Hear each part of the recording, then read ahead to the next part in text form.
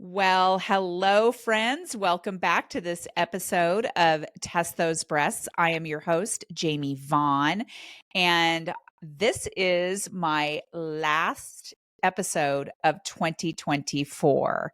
And I have the honor of having my friend Amy Banocy on my show. I have asked Amy to be on here because we both wanted to talk about, and I thought she would be a perfect partner to do this with, to talk about the lessons that we have learned in 2024. Amy is a breast cancer survivor as well, and we have known each other now for a couple of years, maybe a year and a half. I've interviewed Amy before on my podcast, and I'm just so excited that she's back. So, since childhood, Amy has dreamed of a world that lives in peace. And John Lennon's Imagine is her life's theme song. Today, she is doing her part to create this beautiful dream through her work as women's mindset and spirituality coach. Amy is also a thriving breast cancer survivor, advocate, and breast cancer coach. As a coach, Amy serves as a guiding light for women as they navigate life's many challenges, breast cancer and otherwise. Her superpower lies in creating safe and sacred spaces for women to honor the truth of their experiences, break through limiting beliefs, and reclaim their power and joy in life. Her work is rooted in helping women deepen their spirituality and connect with their intuition. She believes that when a woman can reconnect with her truest version of herself, it creates a ripple effect of greatness and peace within her family, community, and the world. Amy is also the best selling author of Bearing It All Reflections of My Breast Cancer Fuckery, and a dynamic speaker who lights up a room and emanates vibrant energy. Amy and her husband Derek have three sons, Andrew, Jacob, and Zachary, and one sweet pup, Tess. She loves the beach and can often be found enjoying a cup of coffee or a glass of bubbly. Amy considers herself a recovering serial optimist, using meditation, walking, and writing to calm and express her emotions. Well, hello, Amy. Welcome back. There's just so much about you that it's hard to capture it all in a little intro like that. You are a spectacular human being that I have chosen to continue having in my own breast cancer community just because of who you are. How are you doing today? Oh, thank you so much. Well, first of all, I'm truly honored that when you were going to do this 24 for 24, that you thought of me. And I am doing well today. I really am doing great. Good. It sounds like it's a little chilly where you are. Well, it was beautiful earlier. Inside, it's a little chilly. Yeah, it's nice and rainy here today, which is what we need. But I want to let my audience know that I did read your book early on when it first came out, and I was one of the ones who literally could not put it down. It just spoke to me so much because I just think that there are so many people who feel the need to kind of keep their emotions in, and they kind of question why they're feeling certain things, and then they don't say what's really truly on their mind because they're afraid of what other people might think about them, or maybe it's just coming across as being a whiny bitch or something like that. But honestly, when it comes to breast cancer and other kinds of cancers also, I have friends who've had colorectal cancer, colon cancer, uterine cancer, just, being sick with cancer is really, really hard. And I think that most people don't understand, obviously, because if they haven't had cancer, but people don't understand that in your survivorship, we really do struggle. And I am one that will stand here right here today that I have struggled so much in my survivorship. At the same time, I have also had a fabulous life traveling, with my husband, and I have a wonderful family and all of that. So I just think that I would like to share what we've both learned in 2024, because it was a new year a year ago. Now we're going into 2025, and I'm just excited that you're here to do that with me. Oh, thank you so much. And yes, it is such a challenging It's a challenging, it's an and, right? It's one of those dualities, being a breast cancer survivor, that there is still a lot of challenge with it. And there's also, for me at least, it like opened up this entire new world that I think we all have inside of us. Like we all have the space that we're probably meant to be in the world. And something like breast cancer sets everything else aside and just it puts it front and center for you. So Yeah. Yeah. I know before we were going to record, I had asked you, I was going to do an oracle card pull. I had done a meditation before we came on here to record, and I was going to pull a card, and I just kept hearing, no, Jamie needs to do it. Jamie needs to do it. So when I mentioned that to you, you said, well, let's do it on the podcast. Yeah. Why So, not? Right.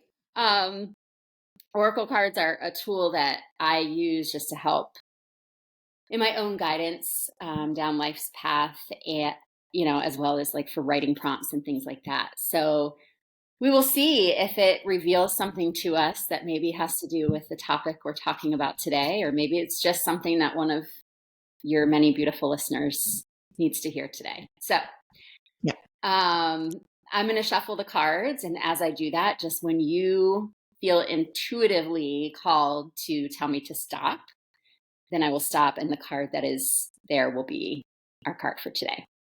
Okay? Perfect. Okay. Okay.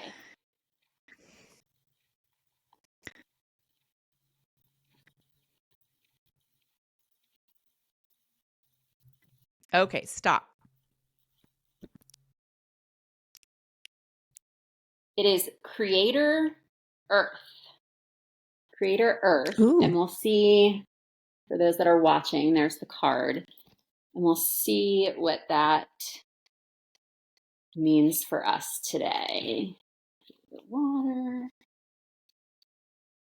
And for those that are not able to see, I just have a little book here that talks about each one. Oh, it's the last card.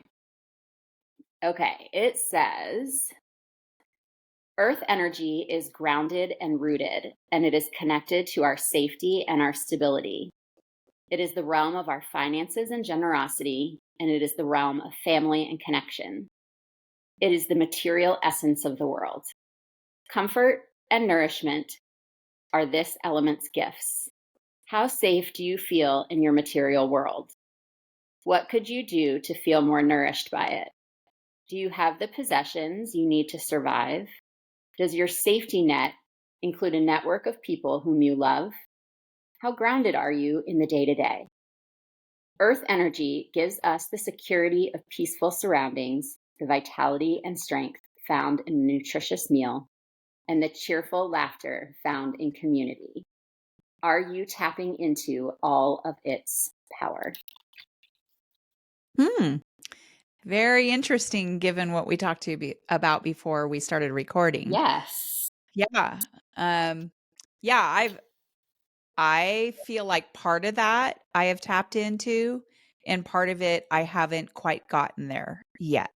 Like as far as safety goes, I have gone through kind of some time these last few months of feeling unsafe in a lot of different parts of my life. And I've been doing a lot of research and just trying to come to why that is. And, doing my own therapy, and talking a lot about that. And I have found that a lot of breast cancer survivors have actually felt that as well, like not feeling safe or feeling fearful. Like that's one of the emotions that I have heard is kind of normal, I guess. You don't want to stay there, obviously. You Yeah. want to be able to work on that and get out of that. But it really has been driving me crazy. Well, I mean, Literally. that directly, right? I mean, that circles right back to the themes of my book, right? And as a serial optimist, I found it really hard to sit in those spaces of fear and so-called air quotes negativity. And I think that you hit the nail on the head that we need to go there sometimes, and we need to know how to move ourselves out from that space, is really the important thing that I've learned, through cancer and beyond, really, is to be able to find ways to shift how I'm feeling and shift that perspective and how I'm looking at things. But yeah, I think there is a deep rooted fear. I mean, tomorrow actually marks 4 years since I was diagnosed, which on the one Oh, hand feels like, holy shit, that was 4 years ago. Like it feels like yesterday. And then on the other hand, I'm like, oh my gosh, it's been 4 years. But there's always this, there's this fear that lives there because we've lost a lot of our innocence and our ability to be naive to the it can't happen to me. And I think that it can't happen to me spreads in our brains far beyond cancer. right. And you had your diagnosis during COVID. So that Hmm. just like, right? That layers like a whole nother piece of fear. I mean, we were all Yeah. like dumbfounded and a lot of us were fearful of what was going to happen and are we going to die? Am I going to be able to get treatment? I've interviewed quite a few people who had their diagnosis during Yeah, COVID. I've listened to some of those, and yeah, I mean, I was lucky that mine was a little bit later, in the year, of 2020. And so, I didn't have to go through all of it Yeah, alone. I was able to have my husband there at times, good. and So some people good. weren't. So what we're going to do today is we are going to talk about things that we've learned. I mean, we've learned so many things. It Yeah. wasn't really hard for me to come up with as many, because we were going to kind of split it in half. And I know that some of this stuff is going to overlap with each other. So with that, I do want to say that one of my very first lessons of 2024, even though it kind of came a little bit later in the year, is all about fear and that fear is a process. Um, and I'm trying to intellectually understand that this doesn't define me. I don't want it to define me. Um, but I want to be able to overcome it and at the same time understand that it's okay to feel afraid.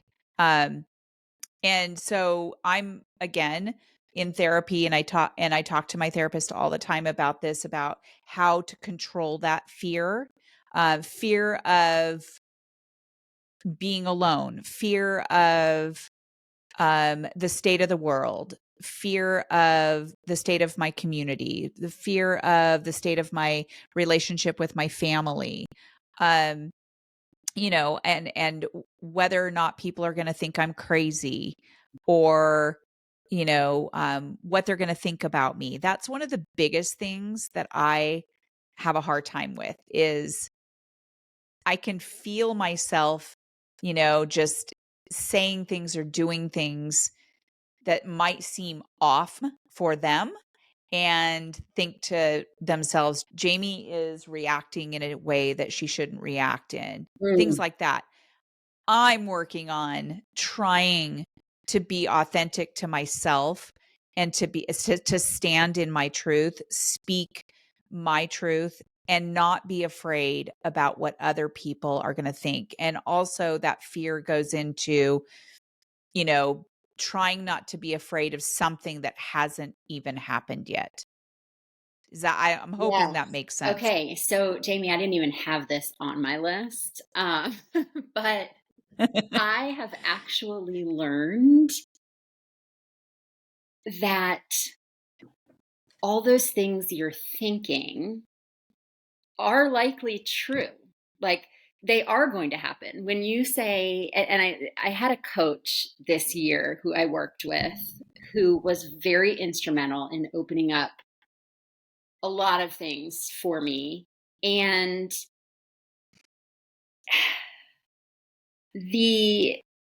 when you said, I want to be authentic to myself and I fear people might say XYZ, at one point that was something we were talking about. And she said, well, somebody probably is going to say those things. And I thought, holy shit, you're right. And so why am I sitting here? Why am I wasting my energy, limited energy source, worrying about what they're going to think? And is it somebody that I even value or respect their opinion? And is it something that I still want to stand on, want to stand my ground for? And in answering those questions, I realized that most of the time, and I think a lot of it is we live in this social media world too, where there's judgment and Yes. comparison and all that Yes. BS. But even, and obviously, I am not a therapist. And this is just as a spiritual human, how I feel is that everybody has their own experience here on earth, and those experiences create our own realities. And so whatever someone says about you, they believe to be the truth. And I have learned that it is not my job Mm-hmm. to convince them otherwise. They believe in neither is right or wrong. They're probably Mm-hmm. both right in some regard. And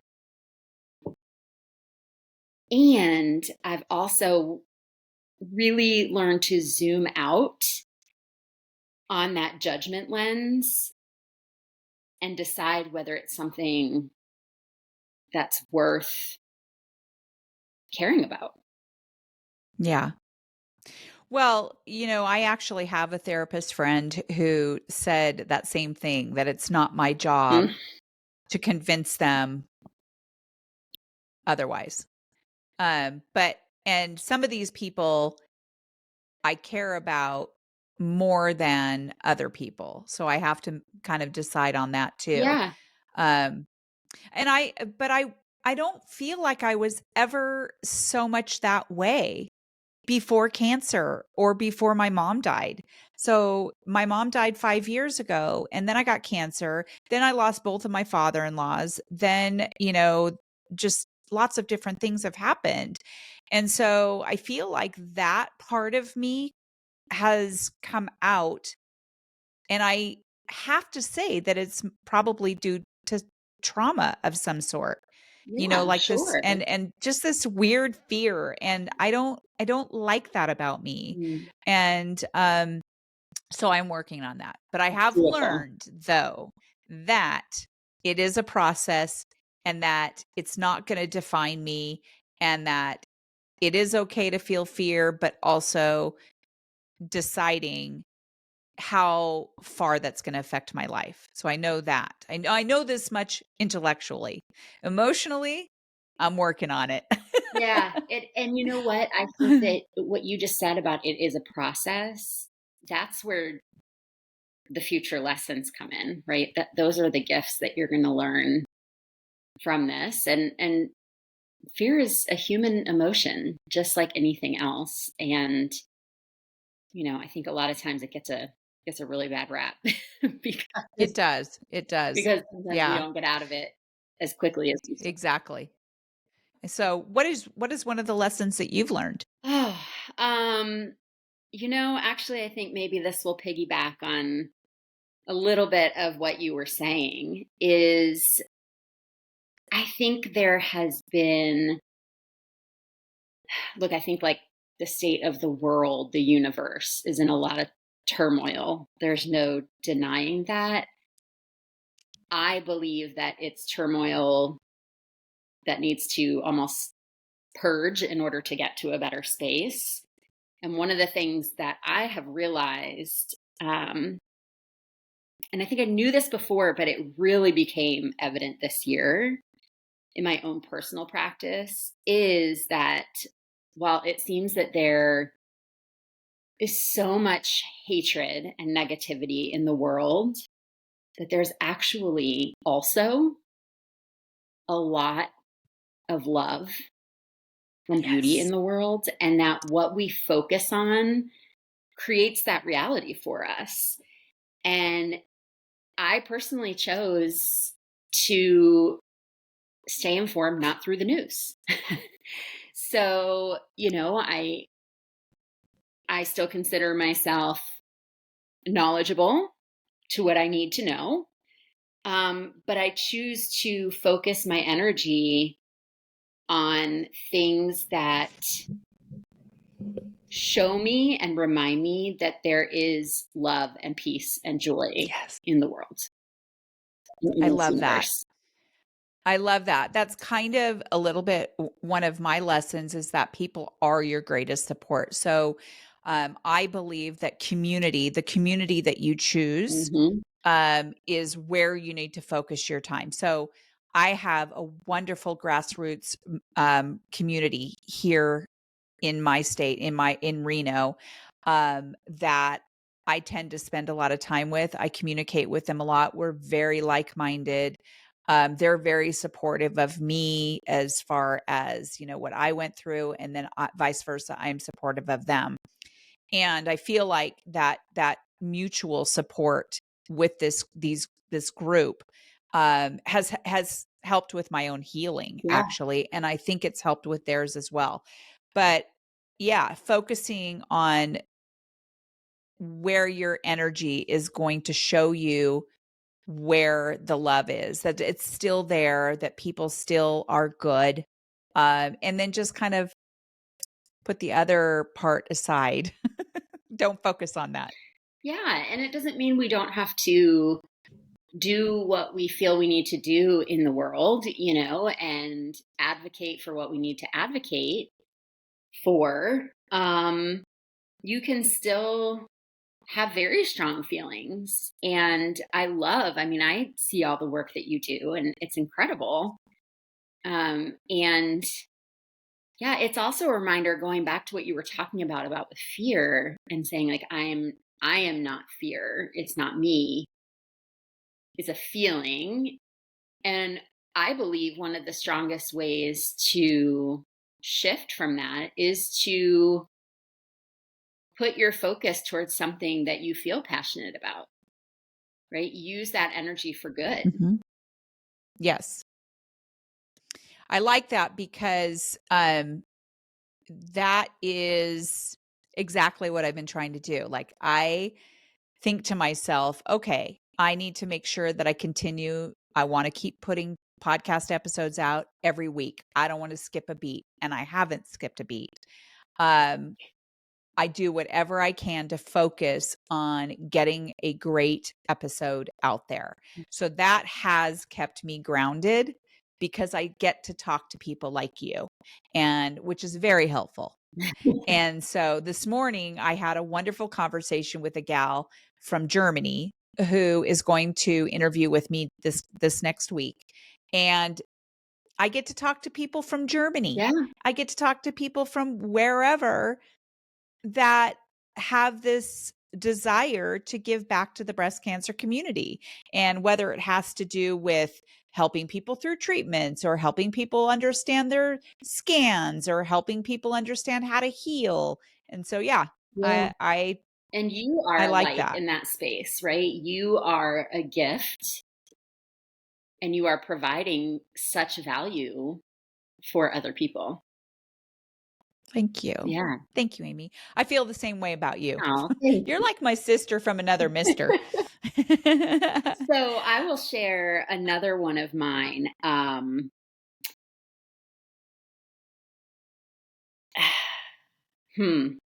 looking at this list that I made, and I'm like, gosh, they kind of all wrap together. But I think another one that I really learned this year was how freaking powerful we are.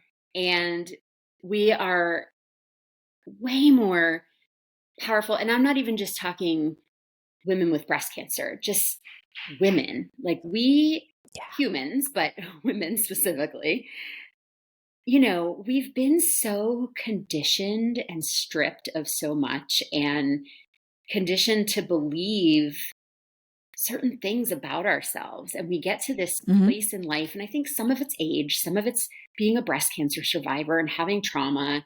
And some of it is this deep spiritual connection that I have that I know we're so powerful just innately. And that our stories are important. And that when we can tell our stories is when we can find our own truths and our own power, and they help us heal and they help other people heal, which I think is one of the gifts that you give with this podcast, Hmm. right? I think about the first time you asked me to come on, and yes, it was about my book, but in that, I got to share me and I got to share my Hmm. story. And every time that I share any of that, it heals a little piece of what was there. And it's a reminder of the strength that I have and just the light that is inside me and how powerful I truly am to make anything happen. Right. And every time I get to talk to someone like you, that same thing happens to me. I feel a little more connected, a little more powerful, a little more excited at the fact that you and I right now are probably helping someone else who is listening to this, Yeah. thinking to themselves, oh shit, I thought it was just me. I thought I was just you know, a Yeah. freak or something. Yeah. Like, like, people are, think I'm, should be over it, or, like you should have moved on now. You should have been healed by now. And we know that this just isn't always something that happens right away. And Yeah. sometimes it's a lifelong thing until we die, right? And that actually, I'm so glad you said that because that really brings something up for me that, again, also isn't on my list, but it probably is something I learned this year, which is that this life is really not about us. It is in a way, but I think about how you were talking about fear. And I think a lot of times when we feel fear, it's usually because we're stepping into a space that is very uncomfortable. And it's probably where we're meant to be and what we're supposed to stand for. And I think about how this year, so many times within my own business, whether it's an idea that I had or a nervousness about something I was going to be doing, it all boils down to like my purpose of helping other people in making this a more peaceful and loving world. And that's really not about me. And I think about like, well, shit, if I didn't face the fear and go do the thing, it's leaving being out and leaving behind that person that could have been Mm-hmm. helped. Like if you didn't record the Yep. podcast, what is that ripple effect versus when you do? Right. Interesting. Well, one of my lessons is trauma is a bitch. Yes. I really think that all of our thought processes about fear and anxiety and all those things so stems from trauma. And it's amazing how many people have experienced trauma all their lives. And sometimes we don't even start thinking about certain parts of that until you're like my age. I'm 57. There are things that have come out this year that I know stem from trauma, and I start thinking about past things that have happened to me, even when I was a kid, even when I was, being raised by my parents and, living with my brothers and things like that. Um, I know that trauma plays a significant role and it's kind of a multifaceted role in our survivorship. We start thinking about things that we never thought of before. I Yeah. wrote down while the physical effects of cancer and its treatment are often the most visible, um, the emotional and psychological and even spiritual impact of trauma can be just as profound, lasting longer than the diagnosis and treatment ends. Yep. Wow. I Yeah. mean, like, I mean, if only people knew And this. I mean, that is part of my mission in writing that book was I felt that big. I mean, I felt that big time. I felt that as someone who was always the happy, optimistic one, right? I really struggled with the feelings I was having. And that was during everything and after. And there is so much out there. Like you think about the movies or TV shows or whatever, where women have breast cancer or any type of cancer. And it is typically the physical. People don't touch on Mhm. the emotional. And we don't know what we don't know. Right. And so until I was personally impacted this way, I didn't know these things either. Yeah. And I believe so strongly in my core that there is a major shift that can happen there that will benefit future women going through this. I hope so. And you know what? Just talking about it, because we live in a society where being vulnerable is can be seen as weak. Mhm. And that is one of my other lessons, just so you were just talking about, is being vulnerable too, is not a weakness. And I feel like the more that we put it out there of what we're feeling, the more there can be more connection. And people will feel better about, wow, I didn't know other people thought about this. Yeah. She's so open about, and you know me, you've seen me on social media. I have posted things that are like really open, like very vulnerable. Yeah. And that's how I process, Amy. Me too. Your book, you were very vulnerable. Not only were you vulnerable in putting your story out there, um, there are people who read that book. Remember I read, we talked about this on the first episode. The reviews were like, "Holy cow, this is so great, Amy. Thank you so much for opening up. Just your vulnerability has helped me," and all that stuff. Yeah. Um, and I really think that's important work, is for us to not be afraid to talk about it Yeah. and to put And it out there. yeah, it's so interesting. This year, I've realized through, you look back on certain events throughout your life, throughout the year, whatever, and like how they connected and got you to where you are. And I do believe there is a connection amongst all of them. Um, and I wrote that. I mean, it's so funny that like I literally just this year, this wasn't even one of my things, but I wrote that book. I thought I was writing it for other women with breast cancer.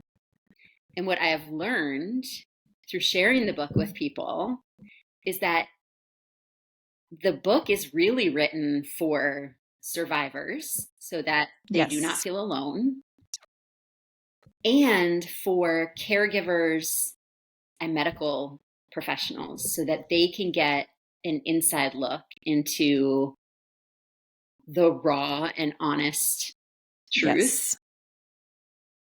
of all of it, of going through breast Yes. cancer.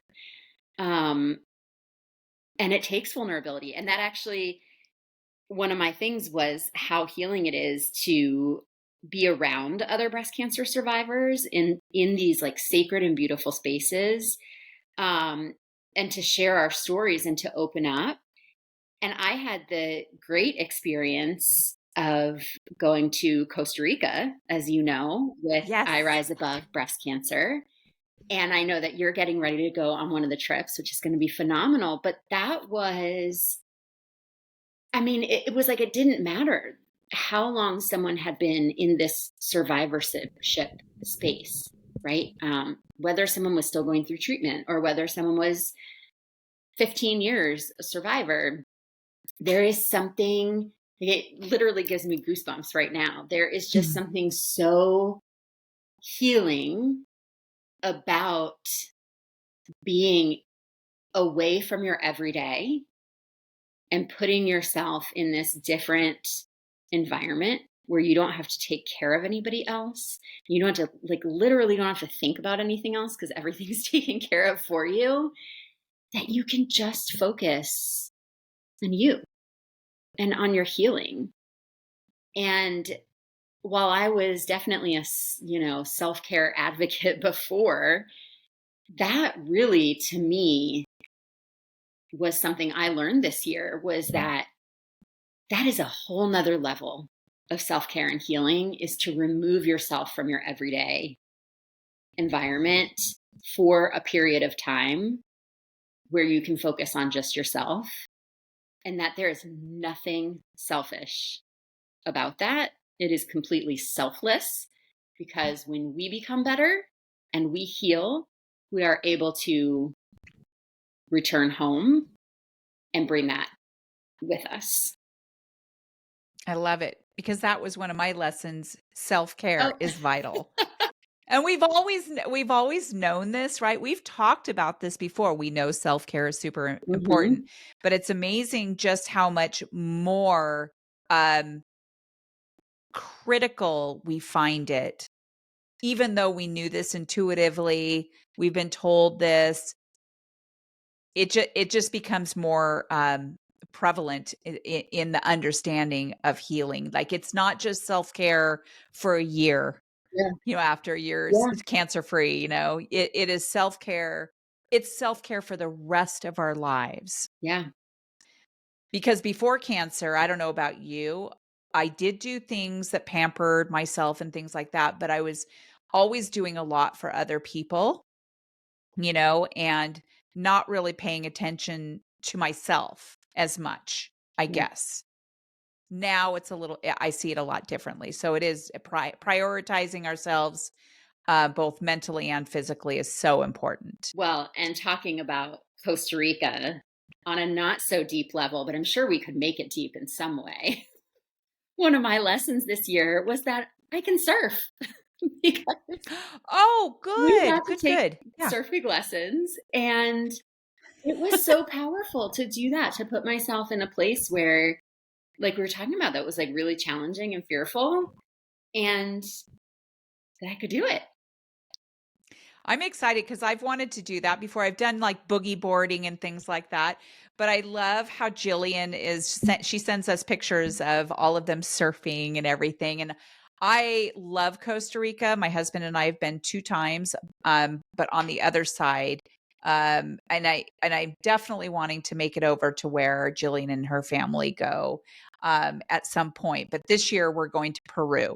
So that's the next trip that we're going to be doing. So that's going to be a challenge for me. So I got to get myself into shape. And I have been in shape, but this last year I've just um kind of let some of that go, and that's something I'm working on in the new year for sure. Okay. I have a couple other ones that are not super duper deep, but kind of exciting, actually. One is that I learned how to actually go through the process to become a nonprofit and trademark Test Those Breasts, Yes. which is now officially registered. So that was quite a process. I learned how to do all of that. Yeah, that's a lot to navigate. Yeah, That is. I can appreciate that it for sure. is. Yeah, that was really fun and frustrating, and but I'm just so glad I learned, because now I actually have people asking me, "Hey, how did you become a nonprofit? What were your steps?" hey, who did you use for your trademark or whatever? So now I can direct them on how to do that. Yeah, So see, and that circles yeah. back to what we were talking about before. Hmm. There was, I'm sure, it was uncomfortable. You had to do all these new things and learn new things. But now you get to help other people. Well, yeah, absolutely. What's another one of yours? Um, Another one of mine, it sounds so simple, but it was really impactful for me, was how a morning meditation can change my entire day. I am not a self-proclaimed morning person, and I have gone in and out of these like getting up and doing morning routine things over the years. But what I realized, because I was consistent about it, even if it was like 10 minutes, it put me in such a different mindset when my kids got up, that things bothered me less. It started my day off better in that then I would do the things I knew I had to do for myself, like exercise and eating a good breakfast, things like that. It was, rather than starting my day, because there were certainly times that I missed it thing in the morning. And those days were so much more harried, not just the Mhm. morning. It would carry throughout the entire day. And it sounds simple because we hear all about meditation as a practice and how it's so good for our mental and physical health. But to actually put a year's worth of time into that and experience that myself has been a great lesson for me, that it's so worth it. Awesome. Yeah. Breathing, just Yeah. you sitting there and breathing and, letting everything flow into your body and your mind and just, and also, I feel like I have to sit there and tell myself, you can do hard things. Mm-hmm. You can do hard things. Do you ever listen to that podcast? We Yes. Can Do Hard Things. Yes. I love them. They have been so helpful to me. And I just want to give a huge shout out to that podcast. Glenna Doyle and Abby Yeah. Wambach and her sister, Yeah. Amanda Doyle. Yes. Yeah. Totally amazing. I listened to their podcast episode literally the day after the election. It was very helpful. And that is one of the reasons I brought up community. I've always thought that the breast cancer community is so helpful. Like when people get a breast cancer diagnosis, I want them to plug in to the Mm-hmm. breast cancer community because it's so helpful. But these three really talked a lot about navigating the division of the world right now. And their whole message was about making sure that they are taking care and connecting and staying connected with their community, Yeah. whether it be in their neighborhood, whether it be, in their town, just making sure that they're taking care of each other. It sounds like that's another And theme for us this year. This oh community. my gosh. Seriously, that is what I'm focusing on this year for sure. And I really appreciate their podcast. They also had an episode on there that I listened to with Malcolm Oh yeah. Gladwell, Mm-hmm. the one who did the tipping point. So now he has a book out called The Revenge of the Tipping Point. That's another episode that you guys anyone should listen to. It's just Interesting. so fascinating. Yeah. Interesting. So finding yourself to a podcast or a YouTube channel or just some sort of medium like that that is going to speak to you and help you get through, because we have so much information out Yeah. there in the world. There's so much noise. I too, you talked about not necessarily watching too much news, but you are informed about things that are happening. That's the same thing with me. I have really pulled back on um, filling myself with too much negativity, and really just staying informed and then doing my things with my community. That is what's helped me the most, I guess. Well, that actually goes to another Mhm. one of my revelations or reminders this year was just the power of curiosity, and how curiosity is so much stronger than and better, in my opinion, than judgment.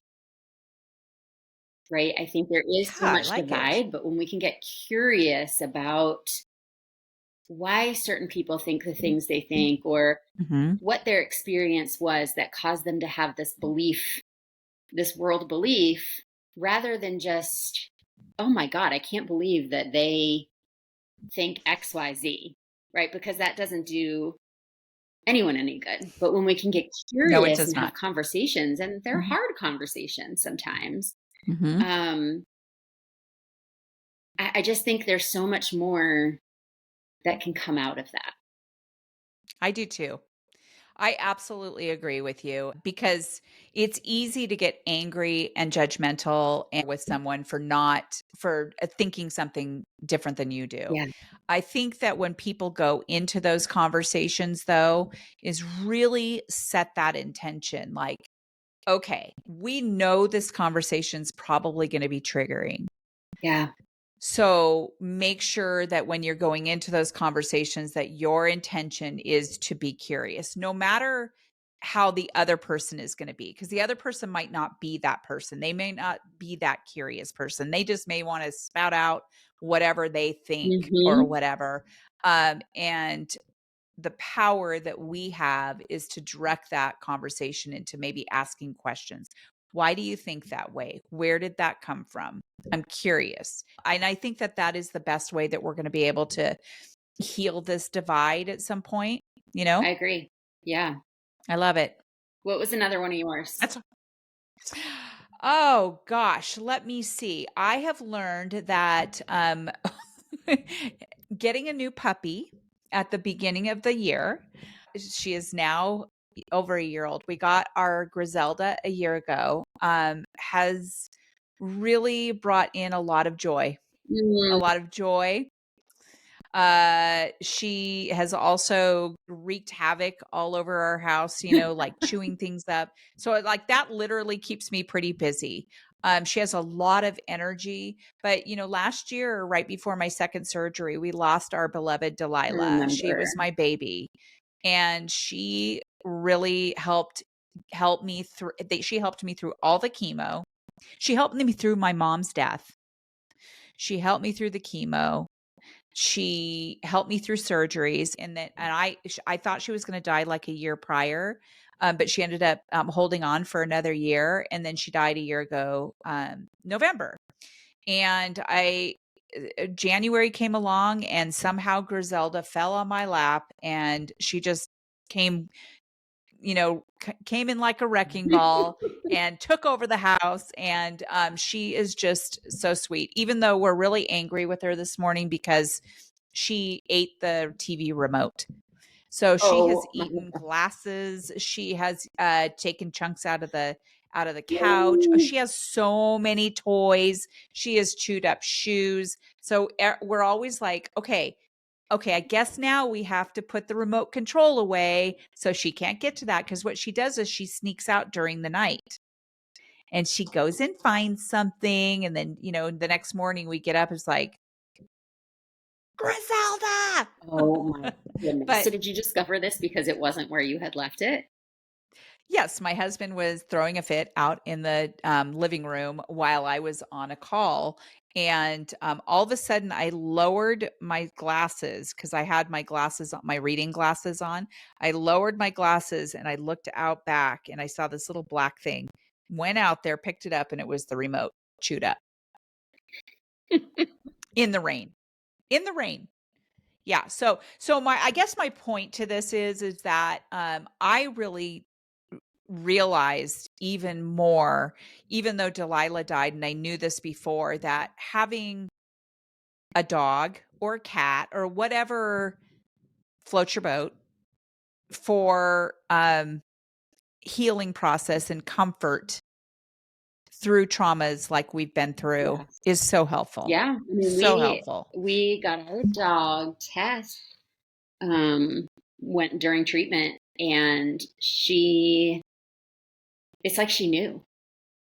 She Yeah. knew what I needed during that time and continues. Sure, they can be little rascals, but they're such great companions and just there to help us heal and to remind us that like we can just like soften and lean into that space and Yeah. time, And they don't think anything about you. So like they're one or at of least that we know of. the right, right. I mean, like, but like, I don't worry about what Griselda thinks about me. You know what I mean? I don't worry about what Loki thinks about me. They're there unconditionally, Yep. and I can hug on them and walk them and play with them and everything. And they're my constant, right? So, one of the things I also learned was that and we've talked about this a little bit too, is that we can't control everything, but I can control my Yeah. response. There are a couple of things this past year that I wish so much I could have responded in a different way, but I can't change it. I can't go back. And I also have to make sure that I can forgive myself, um, and be gentle with myself and remember that I'm a human being, Yeah. and that moving forward, I know that I can control how I respond to things, and I can forgive myself. That has been a huge theme, I That is think, this big. year for me. Yeah. That's really big. One of the Yeah. big themes for me this year, and this is totally different than anything we've talked about, was about money. And that has been a big healing space for me this year, is just my own story about money, with money, what money means about Mhm. somebody or about me. And one of the things a couple of the things I learned through that process is that the stories really weren't my own. They were they were picked up, right, through what I experienced throughout life, either in my home or community or religious space or whatever it was. And those became what I thought were true stories. And this year I realized, just because they've been my thinking, thoughts, and beliefs for all this time, I can question them and they don't have to be true. And so I've really shifted a lot of the like generational beliefs about money. And there was a lot to heal there. And when I did that, I felt this almost like a lightness of, I talk about manifestation and attracting what we desire into our life. And again, it sounds so obvious that, well, I'm not going to attract things that I have negative thoughts about, right? And it was very eye-opening to heal that story with money that I've been carrying around my whole life. Money is a big topic. Yeah.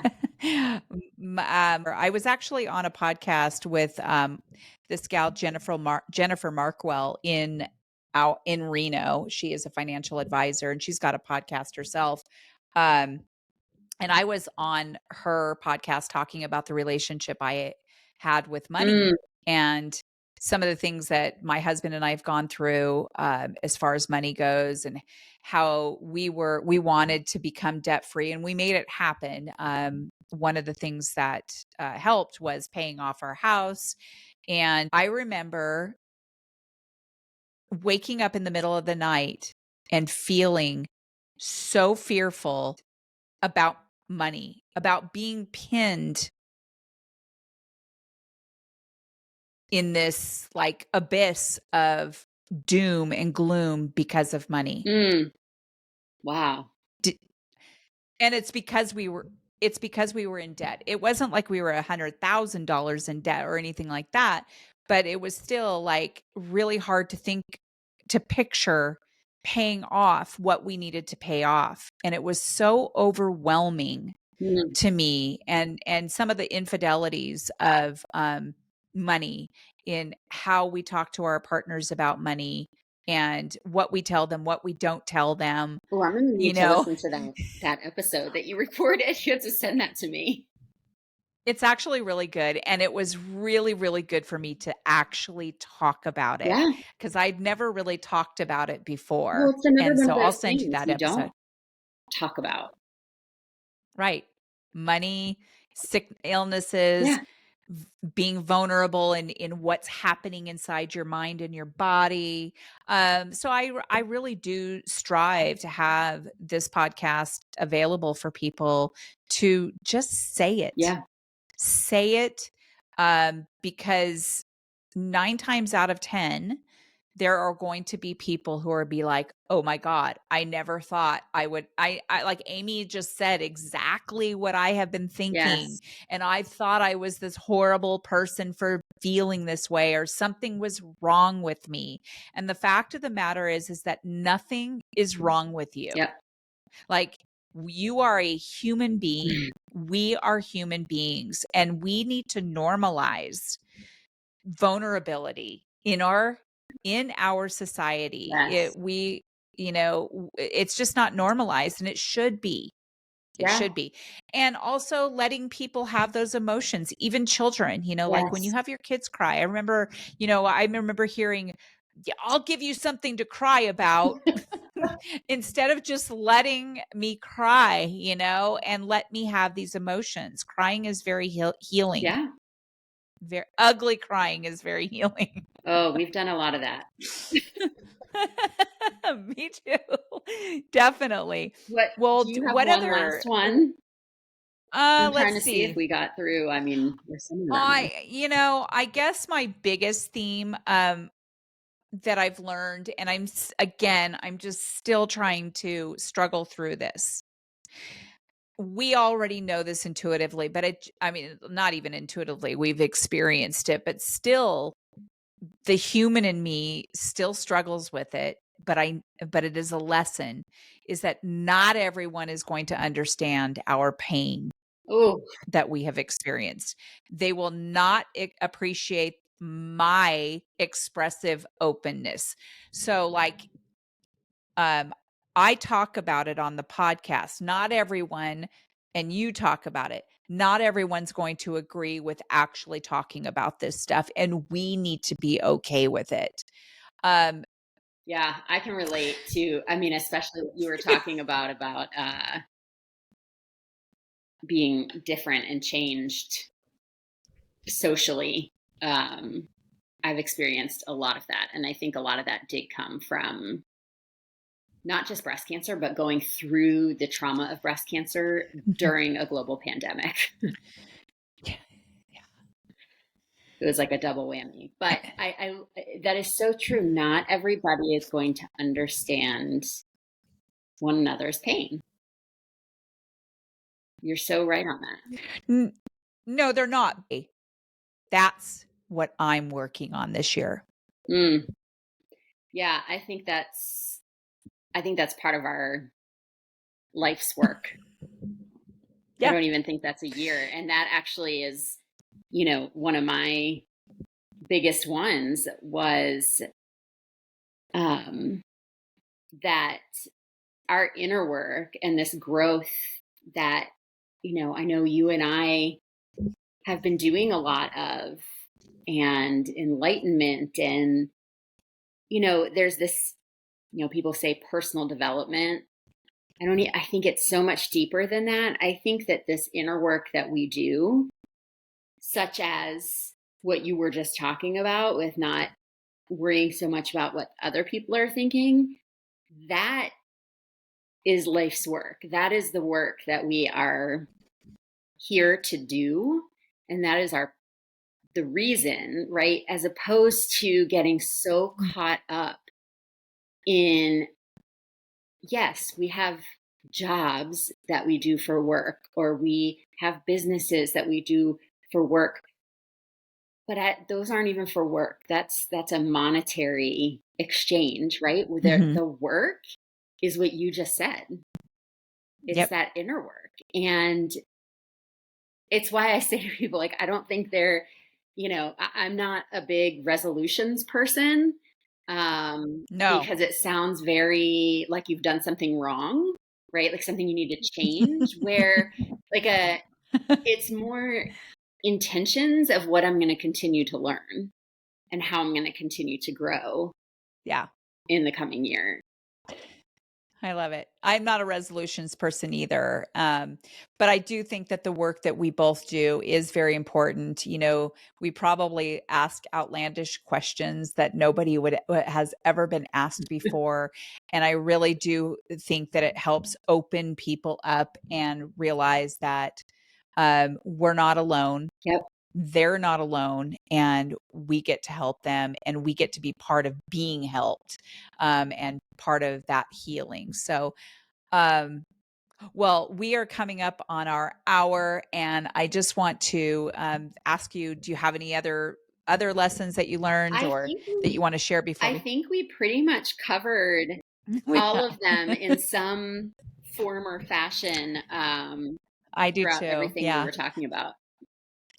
Well, I'm just so excited, and that that you're here, and that you decided to do this with me, because what a good conversation. It's been very helpful for me. So I feel like I can go about my day today going, wow, I just had such a good, like, positive conversation with you, and I know, and I that, like, just this I, is what we I get just to adore do. you. This is how we get to Yeah. impact the world, which is incredible. Exactly. Thank you again Exactly. for Well, hosting me. I want to tell my audience too, and I will put it in the show notes, that your book, Bearing It All, my breast cancer fuckery. I will put the link in the show notes, because anyone who has not read that book, I highly recommend reading it. I really do think that it'll speak to you in one way or another. And Amy is a gem, and I do think that we need to meet each other in I know, person very I know. soon. I think my So, 2025 little book tour needs to come to Reno.